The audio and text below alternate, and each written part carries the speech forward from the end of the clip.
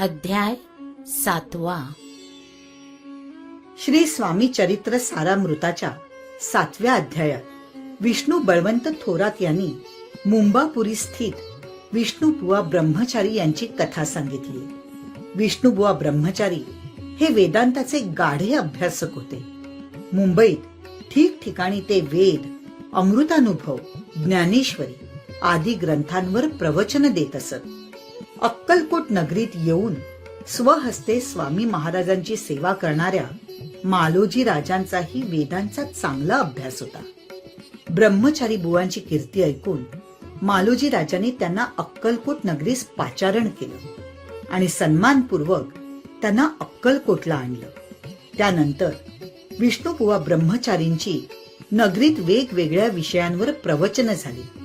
त्यांच्या रसाळ वाणीने आणि ज्ञानबुद्धीने लोक प्रभावित झाले. अक्कलकोटच्या वास्तव्यात रोज रात्री विष्णुबुवा ब्रह्मचारी आणि मालोजी राजांच्या वेदशास्त्र पुराणांवर चर्चा झडू लागल्या. एके दिवशी ब्रह्मचारी बुवा स्वामींच्या दर्शनाला गेले. परीक्षा घेण्याच्या उद्देशानं ते स्वामी महाराजांना वेदांसंबंधी प्रश्न विचारू लागले. स्वामींनी बुवांच्या मनीचा हेतू जाणला. बुवांच्या प्रश्नावर उत्तर म्हणून स्वामी फक्त हसायचे. ब्रह्मचारी बुवांनी सवाल करावा आणि महाराजांनी फक्त त्यावर हसावं असं बराच काळ चाललं होतं. शेवटी चिडून विष्णुबुवा ब्रह्मचारी लोकांशी म्हणाले, हा तो वेडा संन्यासी भुरळ पाडली लोकांसी, लागले व्यर्थ भक्तीसी याने ढोंग माजविले. रात्री विष्णुबुवा ब्रह्मचारी शयन मंदिरात निजले असता त्यांना एक चमत्कारिक स्वप्न पडलं. आपल्या अंगावर असंख्य महाविषारी विंचू चढले आणि ते आपल्याला दंश करतायत असं दृश्य त्यांनी स्वप्नात पाहिलं.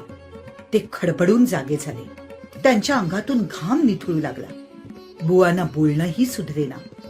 ही स्वामींची लीला आहे हे बुवांनी ताडलं. सकाळी विष्णुबुवा स्वामींच्या भेटीला आले.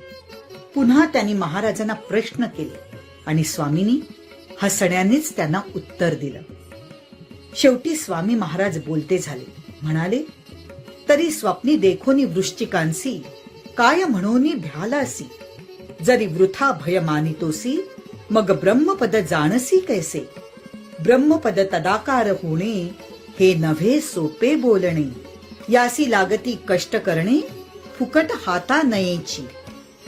तेव्हा ब्रह्मचारी बुवांना स्वामी महाराजांचं थोर पण कळलं आणि त्यांनी स्वामींच्या चरणावर माथा टेकला.